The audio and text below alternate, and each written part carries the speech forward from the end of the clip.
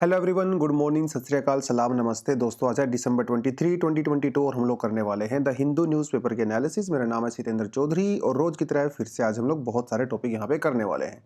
कुछ टॉपिक्स आज काफ़ी नए होने वाले हैं जो हम लोगों ने पहले नहीं किए हैं, जैसे सर्वाइकल कैंसर के बारे में पहले हम लोगों ने बात नहीं किया है। इसी के साथ साथ एक टॉपिक आता है यूनिवर्सल इम्यूनाइजेशन प्रोग्राम।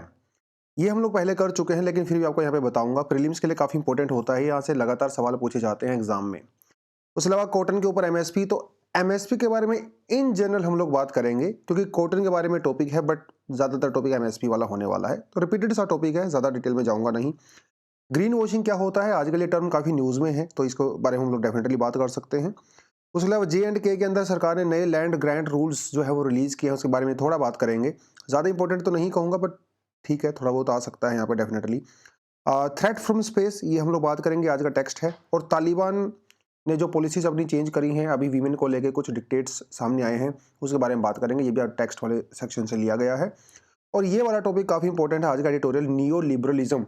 तो बताऊंगा आपको नियो लिबरलिज्म क्या होता है, अभी तक नियो लिबरलिज्म ने क्या क्या रोल प्ले किया है, अमेरिका का यहाँ पे क्या रोल रहा है, और पिछले कुछ समय से किस तरह से नियो लिबरलिज्म के अगेंस्ट में पॉलिसीज दुनिया भर में बनाई जा रही हैं, यानी कि पूरी दुनिया प्रोटेक्शनिज्म के पीछे जा रही है। उसके बारे में बात करेंगे, इंपॉर्टेंट है ये काफ़ी, ठीक है, तो इसको जरूर देखना।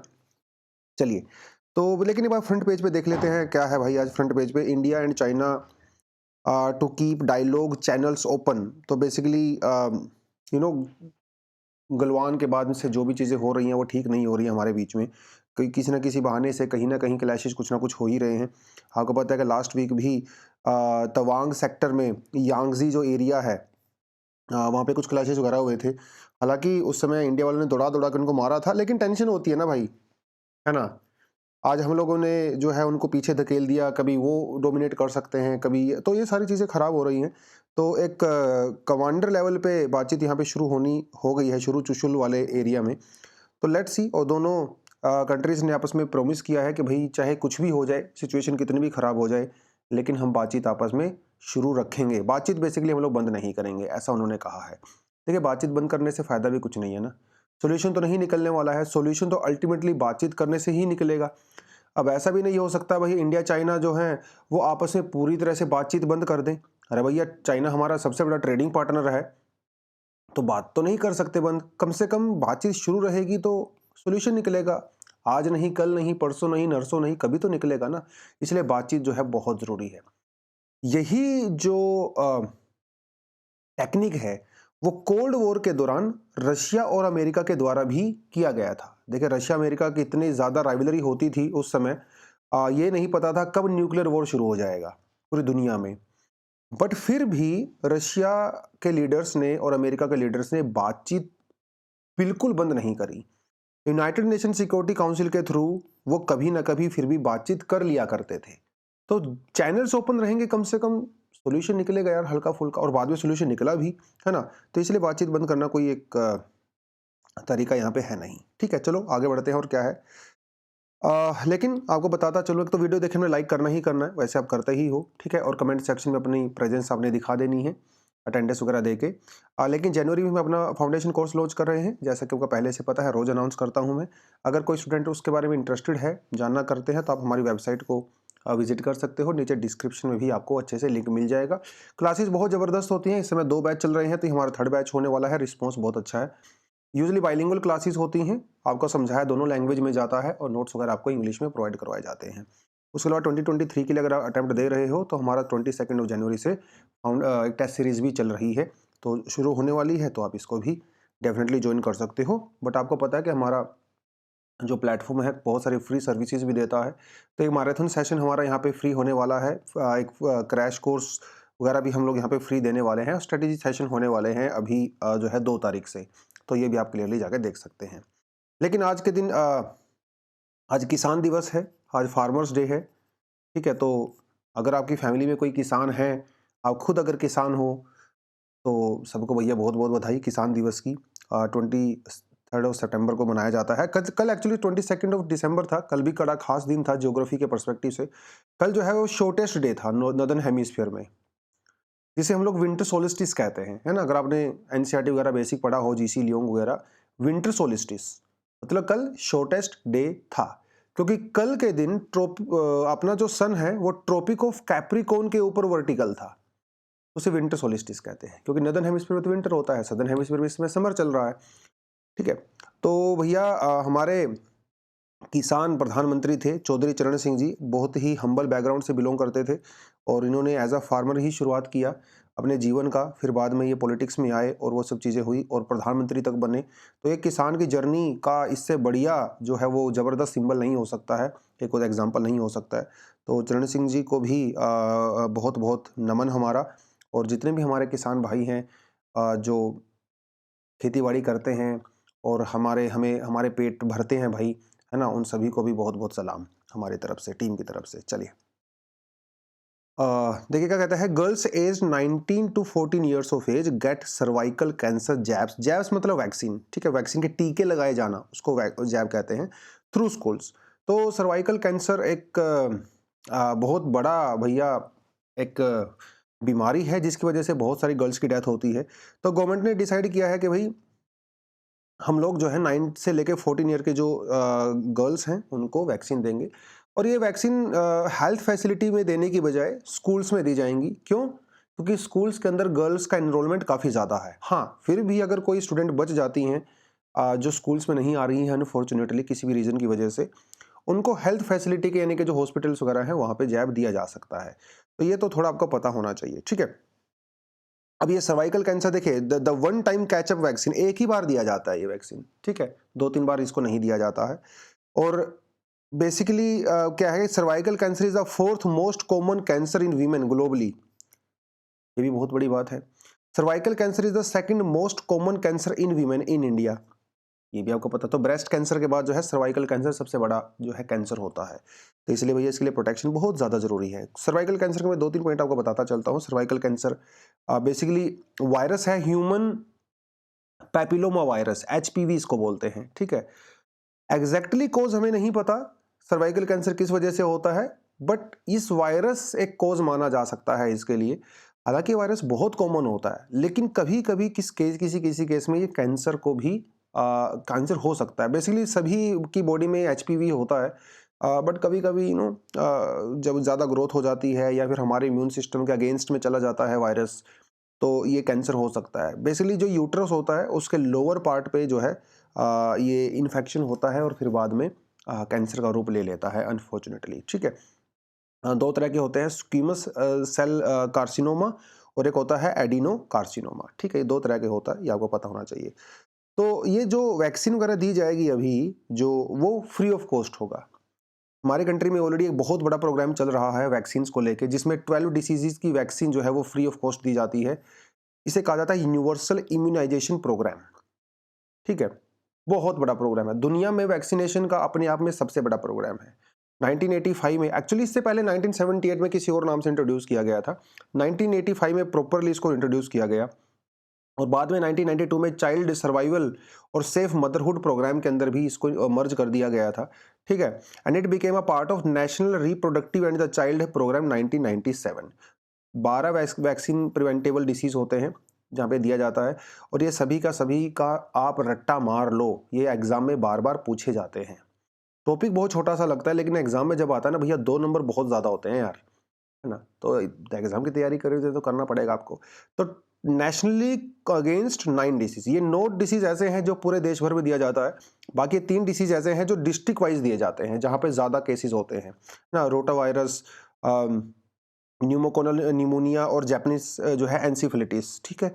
बाकी diphtheria, pertussis, tetanus, polio, measles, rubella, hepatitis B, meningitis, pneumonia, ठीक है? ये हर जगह दिया जाता है, और अभी इसके अंदर आप एचपीवी वाला भी यूज़ कर सकते हो, मतलब सर्वाइकल कैंसर, तो 13 हो जाएंगे।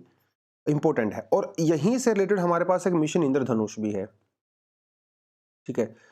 मिशन इंद्रधनुष, मिशन इंद्रधनुष में भी जो है हम लोग ये वैक्सीन देते हैं, ठीक है? जो कि नई सरकार आने के बाद उन्होंने इसका नाम वगैरह चेंज किया था। तो कौन कौन सी वैक्सीन यहाँ पे दी जाती हैं, आप वो भी इसके लिए थोड़ा देख सकते हो, ठीक है? सेल्फ स्टडी के लिए था वैसे तो ये, बट इंपॉर्टेंट है, ठीक है? और यहाँ से यूपीएससी में ऑलरेडी सवाल भी पूछा जा चुका है, आप इसको ज़रा ध्यान से पढ़िए। What is the importance of the using pneumococcal conjugate vaccine in India, क्योंकि ये आपका यूनिवर्सल इम्यूनाइजेशन प्रोग्राम का पार्ट है। तो 3 ऑप्शन आपके सामने दिए हुए हैं, 3 स्टेटमेंट, इनको ध्यान से पढ़िए और नीचे कमेंट सेक्शन में आप अपना आंसर दीजिए। बाकी कल जो है इसका आंसर मैं डेफिनेटली दूंगा। तो कल हम लोगों ने कुछ एमसीक्यूज वगैरह आपसे पूछे थे जो कि इलेक्शन कमीशन के बारे में थे, तो तीनों का आंसर आपको यहाँ पे मिल जा रहे हैं। तो पहले का आंसर हो जाता है 2 and 3, दूसरे का आंसर हो जाता है 6 ईयर्स और 65 ईयर्स ऑफ एज, ठीक है भैया, तो उस समय आपका टेन्योर खत्म हो जाता है। और तीसरे का आंसर हो जाता है 3 only, election commission resolves the dispute relating to splits merger और द रिकॉग्निशन पॉलिटिकल पार्टी, है ना। देखिए अभी आप महाराष्ट्र में अगर जाओगे तो महाराष्ट्र में शिवसेना वाला इशू जो चल रहा है वो भी आप इससे रिलेट कर सकते हो डेफिनेटली। चलिए जी, तो नेक्स्ट टॉपिक अपना ये रहता है ये वाला। हाँ, तो India abstains from the UNSC vote on Myanmar calls for the quiet and the constructive diplomacy. देखिए म्यांमार के अंदर जो चीज़ें हो रही हैं आपको अच्छे से पता है। वहाँ पे मिलिट्री कूप हुआ, आंग सांग सूकी को जेल में डाल दिया गया, हजारों की संख्या में जो पॉलिटिकल अपोनेंट्स थे उनको जेल में डाल दिया गया है। तो पूरी दुनिया में म्यांमार के सेक्शन को लेके जो है वो एक बहुत ही ज़बरदस्त एक रिएक्शन है, खासकर वेस्टर्न कंट्रीज़ में, अमेरिका, यूरोपियन कंट्रीज़ में। तो उन्होंने क्या किया, यूएनएससी के अंदर एक रेजोल्यूशन अभी लेके आए, यूनाइटेड किंगडम ने इसको इंट्रोड्यूस किया, RES मतलब रेजोल्यूशन 2669, ठीक है। तो इसमें क्या होता है, वोटिंग होती है। तो उस वोटिंग में इंडिया ने, रशिया ने और चाइना ने अब्सटेन किया है, मतलब इस रेजोल्यूशन के अगेंस्ट में वोट नहीं किया, अब्सटेन किया है, मतलब हम लोग वोटिंग करने गए ही नहीं, अब ये समझ लीजिए, ठीक है। ना हमने यस बोला ना हम लोगों ने नो बोला। तो ऐसा देखिए यार, देखो अब डेफिनेटली इंडिया को क्रिटिसाइज तो किया ही जाएगा।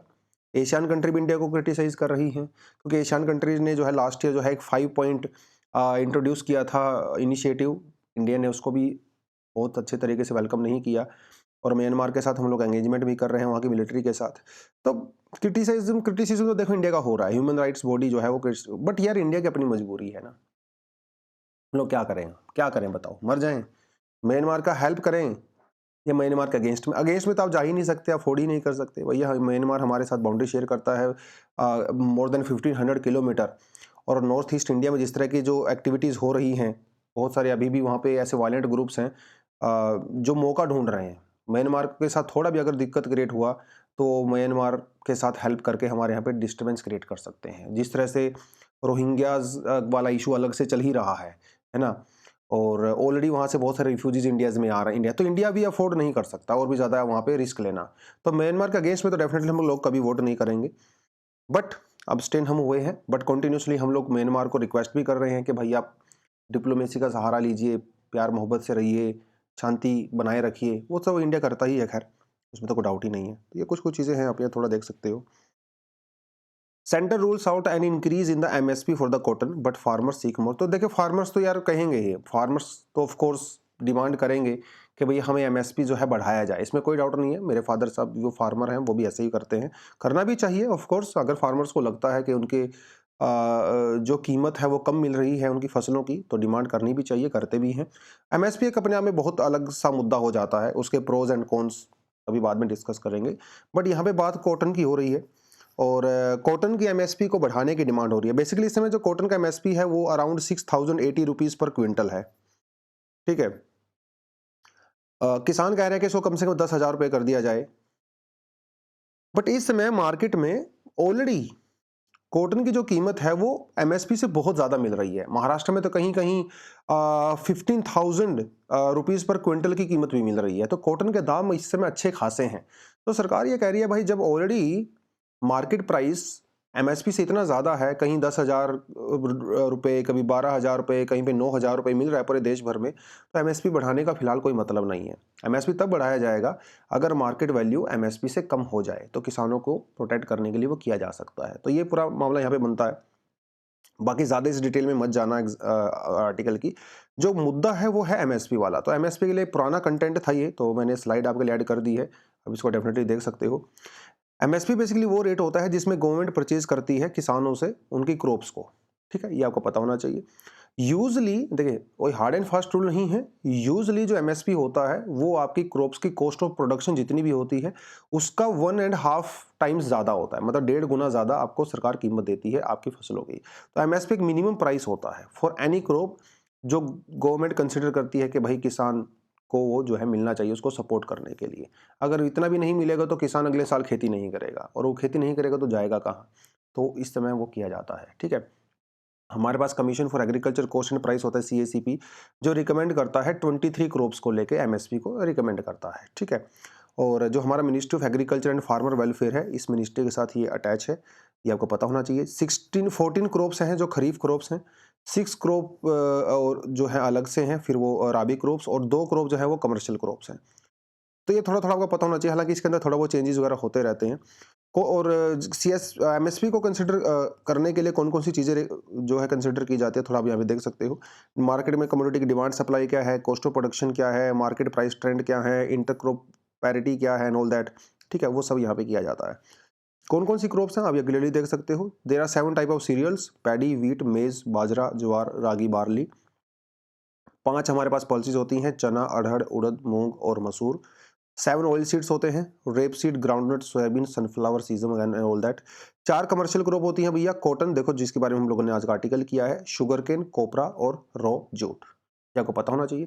MSP के बारे में आपको बता दूं, MSP के लिए कोई कानून नहीं है, ठीक है। तो किसान ये नहीं कह सकता कि भाई ये मेरा अधिकार है। नो, MSP किसान का अधिकार नहीं होता है, कोई कानून नहीं है। और अभी दिल्ली में जो प्रोटेस्ट हुए थे, यही तो बात हो रही थी। किसान चाहते थे कि वो स्टैट्यूटरी बैकिंग मिले, उसके लिए कानून बने, ताकि अगर वो नहीं मिलता है किसान को तो वो कोर्ट में जा सकता है। तो actually MSP is just a policy of the government, ठीक है। हालांकि काफी सेंसिटिव मुद्दा है, ऑफ कोर्स MSP को कम नहीं किया जा सकता, ना रिमूव किया जा सकता, बट स्टिल कानून नहीं है, ठीक है। चलिए, need taxonomy definitions to avoid the green washing. Rao ji ने ऐसा कहा है कि भाई देखिए, बात ऐसे है, जब हम लोग क्लाइमेट की बात करते हैं, जब हम लोग पोल्यूशंस की बात करते हैं, ग्रीन इंफ्रास्ट्रक्चर की बात करते हैं, तो यहाँ पे ग्रीन वॉशिंग को अवॉइड किया जाना चाहिए, ठीक है। ग्रीन वॉशिंग क्या होता है, देखिए एग्जांपल देता हूँ आपको। एप्पल के फ़ोन पहले जब आया करते थे, कुछ टाइम पहले तक, लास्ट ईयर तक, तो उनके फ़ोन के साथ जो है चार्जर आया करता था, ठीक है। मतलब वायर वायर आया करती थी चार्जर वाली, और उस वायर के साथ साथ जो है अडेप्टर भी आया करता था, ठीक है। ये सबको पता ही होगा। एप्पल वालों ने क्या किया, इससे ये अडेप्टर निकाल दिया, खाली वायर देने लगे, ठीक है। उसके अलावा जो उनके जो पैकेट का साइज था जिसमें मोबाइल फ़ोन आया करता था, वो भी रिड्यूस कर दिया, और भी इसमें से कई छोटी-छोटी चीज़ें निकाल दी इन्होंने। अब इनका ये कहना है कि हम लोगों ने क्यों किया? ये कह रहे हैं भाई ये जो अडेप्टर वगैरह है ना, चार्जर वगैरह है, इससे ना एनवायरनमेंट को नुकसान पहुँचता है। तो हम लोग अपना प्लास्टिक फुटप्रिंट कम करना चाहते हैं, बिकॉज़ हम लोग एक एनवायरनमेंटल फ्रेंडली कंपनी है, ऐसा इनका मानना है। तो अपने प्रोडक्ट को इस तरह से बेचा जा रहा है कि भाई ये तो बड़े एनवायरमेंटल सेंसिटिव है यार, है ना, इनके प्रोडक्ट को खरीदो, अपनी इमेज बढ़ाई जा रही है, ब्रांड वैल्यू बढ़ा रहे हैं। बट ग्राउंड रियलिटी ये है कि इससे कुछ हो नहीं रहा है, ये सिर्फ एक मार्केटिंग ट्रिक है, समझ रहे हो। भाई वो जो आदमी को चार्जर खरीदना है वो तो बाहर से भी खरीदेगा, उसको तो चार्जर चाहिए, आप नहीं दोगे तो बाहर से खरीद रहा है, ठीक है। तो ऐसा कंपनीज बहुत बार करती हैं, वो मार्केटिंग करके ऐसा दिखाती हैं कि वो तो बहुत एनवायरमेंटल सेंसिटिव हैं, ठीक है, बट एक्चुअली में ऐसा होता नहीं है। These are just marketing purpose. इसे कहा जाता है ग्रीन वॉशिंग। तो green washing is when a company purports to be environmental friendly and conscious, but actually it is not making any notable sustainable efforts. अब जैसे बिस्लेरी की बोतल ले लीजिए, या जो पानी की बोतलें होती हैं, कितना सारा प्लास्टिक होता है इनसे यार, बट ये अपने ऐसा दिखाएंगी अपने आप को कि बहुत एनवायरमेंटल फ्रेंडली है ना, बट ऐसा एक्चुअली में है नहीं। इसे ही ग्रीन वॉशिंग कहा जाता है। तो it's a process of false impression और misleading information about how a company's products are environmentally sound. अरे अगर अमेरिका यूरोप में देखो तो वहां पे बड़ी बड़ी ऑयल प्रोड्यूसिंग कंपनीज हैं जो ऐसे कैंपेन चलाती हैं, ये दिखाती हैं कि भाई उनसे तो बढ़िया साफ सुथरा कोई कंपनी नहीं है दुनिया में जबकि वो ऑयल प्रोड्यूस कर रही होती हैं, ठीक है। तो इसे इन्होंने कहा है कि भाई ये ग्रीन वॉशिंग वगैरह को रोकना पड़ेगा, ऐसे रूल्स रेगुलेशन बनाने पड़ेंगे ताकि ये कंपनीज जनता को मिसलीड ना कर सकें, ठीक है। छोटा सा टॉपिक था और इसमें कुछ खास है नहीं। थोड़ा J&K के रूल्स वगैरह के बारे में आपको बताता चलूँ। वैसे तो हम लोग इसको यहाँ से भी कर सकते हैं, ज़्यादा डिटेल में मत जाना इस टॉपिक में, इतना ज़्यादा इंपॉर्टेंट है नहीं। बट येस, आपको पता है कि जब से 370 हटा है J&K से, तो J&K को दूसरे स्टेट्स के साथ ही इक्वल कर दिया गया है। इससे पहले J&K के लिए जो है रूल्स थोड़े अलग हुआ करते थे, ऑफ कोर्स, क्योंकि स्पेशल स्टेटस मिला हुआ था, खासकर लैंड को लेके। कोई भी आदमी जो है J&K के अंदर लैंड परचेज नहीं कर सकता था आउटसाइड J&K, बट ये रूल्स थोड़े से चेंज हुए हैं। तो अभी का रूल क्या कहता है, J&K लैंड ग्रांट रूल 2022, ये कुछ नए रूल अभी किए गए। इससे पहले वाले जो रूल वहाँ पे काम कर रहे थे वो थे लैंड ग्रांट रूल 1960। अब इसमें क्या होता है, श्रीनगर में, जम्मू, गुलमर्ग, डायरेक्ट कुछ एरियाज़ में क्या हो रहा था, जैसे कोई आदमी है वहाँ पे, जैसे मोहम्मद सिराज करके एक आदमी है, ठीक है? इसके पास जो है 2 एकड़ की लैंड है। तो इसने क्या किया था, इस लैंड को किसी होटल वाले को लीज़ पे दे दिया था फॉर 99 ईयर्स, ठीक है? तो वो होटल आराम से वहाँ पे वो लोग काम कर रहे थे। तो प्राइम प्रॉपर्टीज़ हैं ऐसी बहुत सारी जो लीज़ पे दे दी गई हैं होटल्स वालों को या फिर किसी और पर्पज़ के लिए। अब ये रूल हो गए चेंज। इनमें से बहुत सारी लीज़ ऐसी है जो कि एक्सपायर हो चुकी है, ठीक है? बहुत सारी प्रॉपर्टी ऐसे हैं जहाँ पे लीज़ एक्सटेंड करी जानी थी। गवर्नमेंट के रूल ये कह रहे हैं अभी नए वाले कि भाई नया लीज़ किसी को नहीं दिया जाएगा। मतलब जो लीज़ खत्म हो चुकी है वो आप किसी और को नहीं दोगे। और ये 99 ईयर्स का जो पीरियड है उसको घटा के 40 ईयर्स कर दिया गया, ठीक है? ये 2 चेंज किए गए। हाँ, लाइक इसका मतलब ये नहीं है कि भाई लीज़ किसी को किसी भी पर्पज़ के लिए नहीं मिलेगी, नो। उनका ये कहना है कि जो लीज़ ऑलरेडी एक खत्म हो चुकी है, अभी आप नया ऑक्शन करिए उस लीज़ को लेके। और भी कई सारी चीज़ें डाल दी गई। जैसे मान लो कि जिस आदमी ने लीज़ लिया है, अगर वो मनी लॉन्ड्रिंग के अंदर पकड़ा गया है, उसके ऊपर कोई पुलिस केस चल रहा है, तो भाई वो तो प्रोसेस में पार्टिसिपेट ही नहीं कर सकते, है ना? और J&K से बाहर के जो लोग हैं, वो भी लीज़ में पार्टिसिपेट कर सकते हैं। बाकी और भी कुछ चीज़ें इन्होंने बोली हैं, जैसे एजुकेशन पर्पज़ के लिए, हेल्थ केयर के लिए, एग्रीकल्चर, टूरिज़्म, स्टेडियम, जिम्नेज़ियम, अगर इन पर्पज़ वगैरह के लिए लीज़ देनी है तो आप उसमें डेफ़िनेटली लीज़ दे सकते हो, लेकिन there are so many terms and conditions, ठीक है? इससे ये होगा, इससे रूल चेंज हो गया। इससे रूल एक तो चेंज ये होगा कि तो भैया बाहर वाले कर सकते हैं। मतलब एक एग्ज़ाम्पल इन्होंने दिया, गुलमर्ग का एग्ज़ाम्पल दिया है। गुलमर्ग में 56 होटल ऐसे हैं आउट ऑफ 59 होटल जिनकी लीज़ एक्सपायर हो चुकी है। तो डेफ़िनेटली ये नया लीज़ नहीं यहाँ पे लेके आ सकते। और अगर लेके भी आएँगे तो वो 40 इयर्स के लिए होगा और उसमें आउटसाइड ऑफ पीपल जो J&K से हैं वो भी यहाँ पे आएँगे, ठीक है? अब ये कुछ पॉलिटिकल पार्टीज़ का जो अपोज़िशन वाली है उनका ये मानना है कि भाई ये सारा पर्पज़ इसलिए किया जा रहा है ताकि J&K के बाहर से आने वाले लोग जो है वो J&K में सेटल डाउन हो जाएँ, ठीक है? तो ये कुछ-कुछ चीज़ें यहाँ पे हैं। इससे ज़्यादा डिटेल में जानने की आपको रिक्वायरमेंट नहीं है। The uncontrolled re-entries of the satellite, तो भाई देखिए ऐसा रहता है कि जब सैटेलाइट को रॉकेट जो होते हैं, ठीक है? रॉकेट जो अपने होते हैं इस तरह से, तो रॉकेट तो एक व्हीकल्स हो गया ना, रॉकेट खुद वहाँ पे ऑर्बिट में जाके रुकता नहीं है। रॉकेट जो है सिर्फ़ अपने सैटेलाइट को लेके जाता है नीचे से ऊपर तक।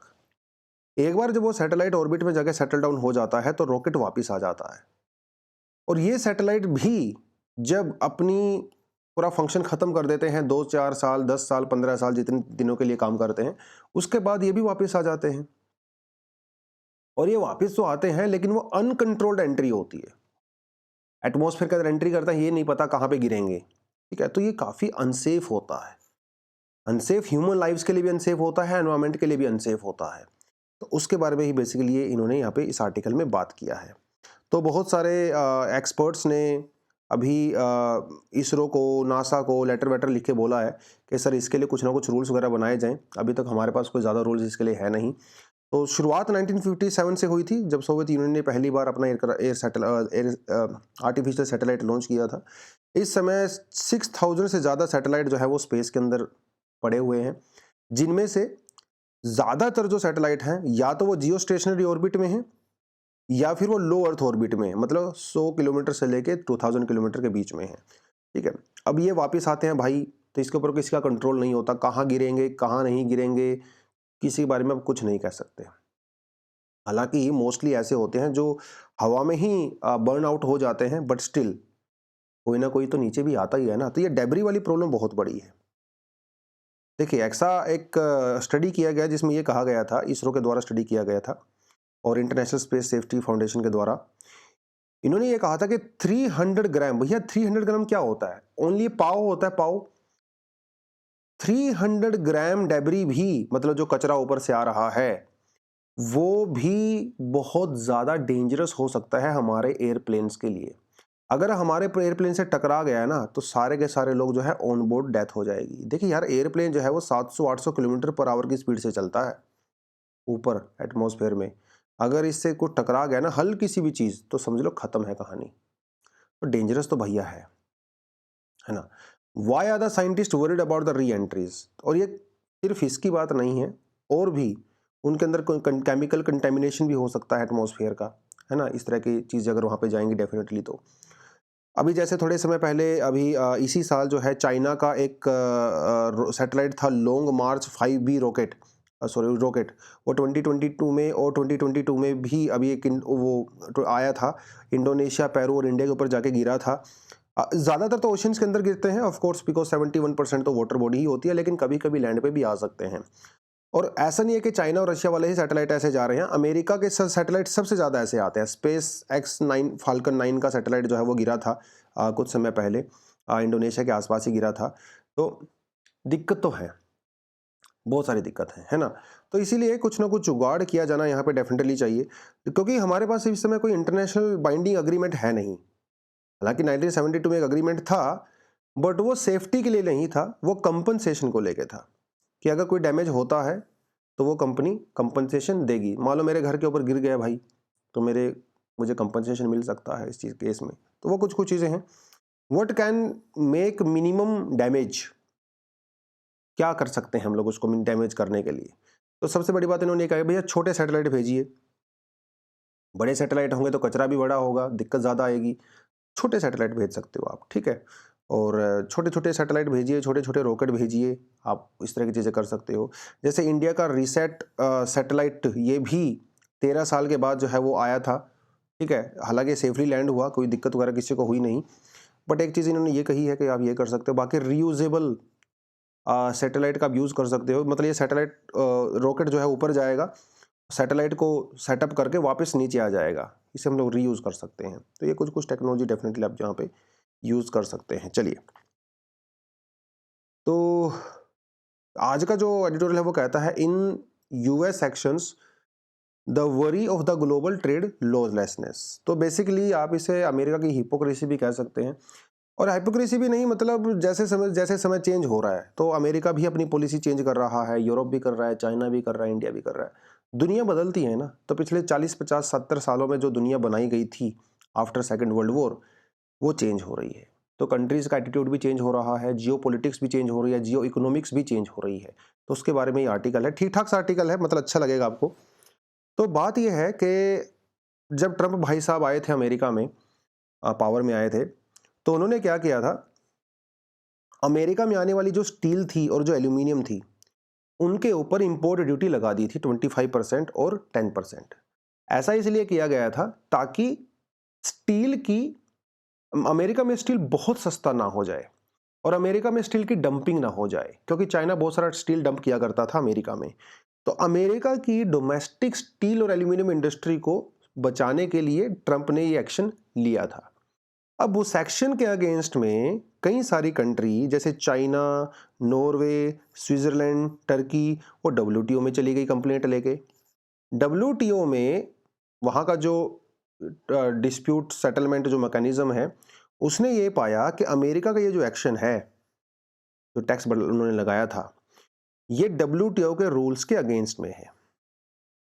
अब ये लगाया तो ट्रंप ने था, अब बाद में मिस्टर बाइडेन आ गए, मिस्टर बाइडेन ने भी इसको कंटिन्यू कर दिया। तो उन्होंने कहा है कि भैया जो आर्टिकल 2 है डब्ल्यूटीओ का, ये उसको ब्रीच करता है, ऐसा नहीं होना चाहिए। हालांकि अमेरिका तो ऑफ कोर्स वेलकम इसका कभी नहीं करेगा। डब्ल्यूटीओ का ये कहना है कि ये जो पॉलिसी है वो डिस्क्रिमिनेटरी है, ठीक है? तो इसीलिए इसको रिमूव किया जाए। हालांकि अमेरिका इसको करने वाला नहीं है, but still importantly the US tried to justify.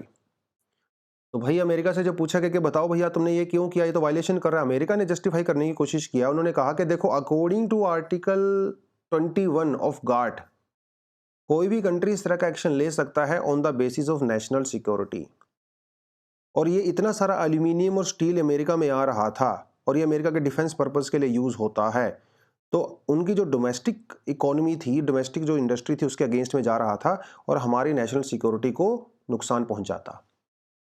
WTO ने कहा भाई देखो ऐसे मजाक मत करो, है ना, ये सब बकवास बातें हैं, ठीक है? हमें पता आप क्यों कर रहे हो, क्योंकि अमेरिका चाइना का ट्रेड वॉर चल रहा था, अभी भी चल रहा है, वो सब उसलिए हो रहा है। तो नेशनल सिक्योरिटी वाला कोई मुद्दा नहीं है यहाँ पे, इसलिए आप चुपचाप इस एक्शन को वापस ले लीजिए, ये डब्ल्यूटीओ ने वहाँ पे कहा है। बट बात ये नहीं है कि उन्होंने कहा है, बात ये है कि अमेरिका जिस पॉलिसी को इतने सालों से फॉलो कर रहा था, अभी वो उसके विपरीत जा रहा है, उसके अपोजिट डायरेक्शन में जा रहा है। पॉलिसी कौन सी थी? Neo liberalism. तो दुनिया का ऑर्डर नियो लिबरलिज्म से जियो इकोनॉमी की तरफ चला गया। क्या है पूरी बात आपको बताता हूं, देखिए। नियो लिबरलिज्म का मतलब क्या होता है दोस्तों? नियो लिबरलिज्म का मतलब होता है non discrimination in international economic relation. मतलब पूरी दुनिया जो है आपस में इंटरडिपेंडेंट है, ठीक है।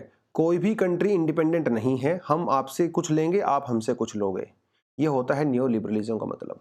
नियो लिबरलिज्म का मतलब होता है open trade, open economy, open international trade, उसे कहते हैं नियो लिबरलिज्म।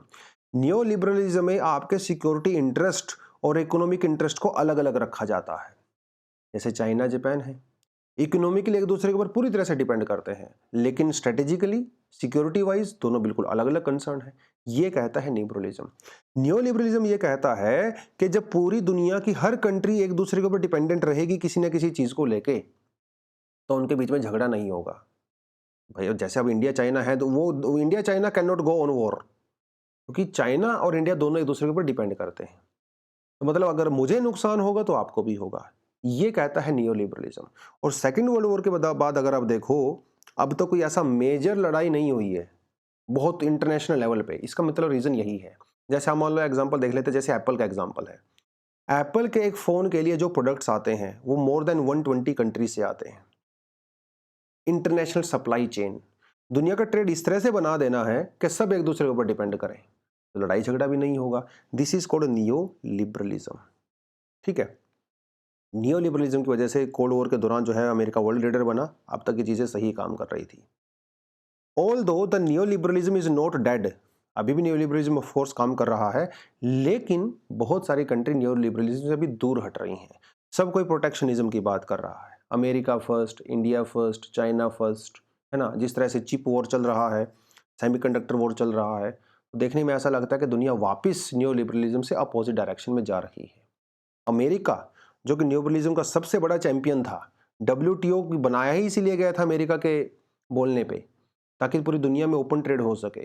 अब अमेरिका जब वापस जाएगा तो भाई पूरी दुनिया भी वापस जाएगी। और पहले प्रोटेक्शनिज्म की वजह से और अल्ट्रा नेशनलिज्म की वजह से ऑलरेडी 2 वर्ल्ड वॉर दुनिया देख चुकी है।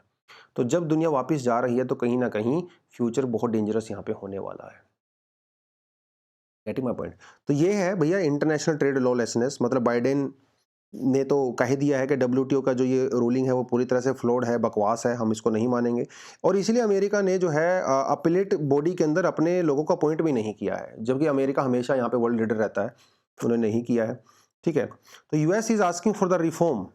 यूएस कहता है भैया डब्ल्यूटीओ के अंदर ही रिफॉर्म करो, मैं अपनी पॉलिसी चेंज नहीं करूंगा। सीधी सी बात है, क्योंकि डब्ल्यूटीओ के अंदर सबसे बड़ा प्लेयर ही अमेरिका है, ठीक है। तो अमेरिका जब पूरी दुनिया को लेक्चर दिया करता था, रशिया और चाइना को फ्री ट्रेड अग्रीमेंट के लिए एंड ऑल दैट, आज वो लेक्चर देना बंद कर दिया है। क्योंकि हाँ ऐसा रहता है ना, मतलब जब तक चाइना सुपर पावर नहीं था तब तक तो ज्ञान दे दीजिए। अब जब आपको चैलेंज करने के लिए कोई आ गया है तो आप अपने ही ज्ञान को फॉलो नहीं कर रहे हैं, ठीक है। तो ये पूरी पॉलिसी जिस तरह से दुनिया भर में चेंज होती है, ऑफ कोर्स वो तो यहाँ पे है ही, ठीक है। तो यूनिलेटरलिज्म का जमाना नहीं है भैया, इकोनॉमिक नेशनलिज्म का जमाना वापस आ चुका है, ठीक है। तो ये थोड़ा सा अब इसको देखिए। तो वो ग्रेट डिप्रेशन पहले हुआ था, सेकेंड वर्ल्ड वॉर वगैरह वो सब हुआ, तो अभी आई डोंट थिंक सो कि ये पॉलिसी अपनानी चाहिए। ओपन इकोनॉमी को फॉलो करिए, इंडिया भी ओपन इकोनॉमी को सपोर्ट करता है definitely, with few exceptions of course, क्योंकि डब्ल्यूटीओ के अंदर ही प्रोविजंस हैं कि नेशनल सिक्योरिटी वाले केसेस में आप कुछ खास डिसीजन ले सकते हो, अदरवाइज आपको ओपन सिस्टम फॉलो करना पड़ता है। तो ये कुछ कुछ है, आप थोड़ा यहाँ पे देख सकते हो। अगर आप क्वेश्चन यहाँ पे बनाना चाहो तो क्वेश्चन भी बना सकते हो। डिस्कस नहीं, आप सिंपल ऐसा लिख सकते हो, what is neo liberalism, what is neo liberalism, discuss how international order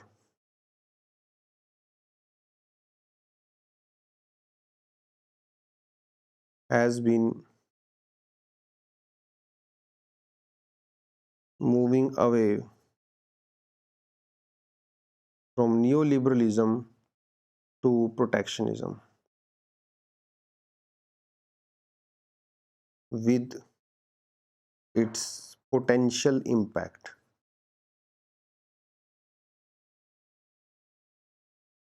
150 words, 10 marks। ठीक है, आप इसको लिख सकते हो। दोस्तों आज के लिए इतना ही था। Thank you very much. All the best. जय हिंद।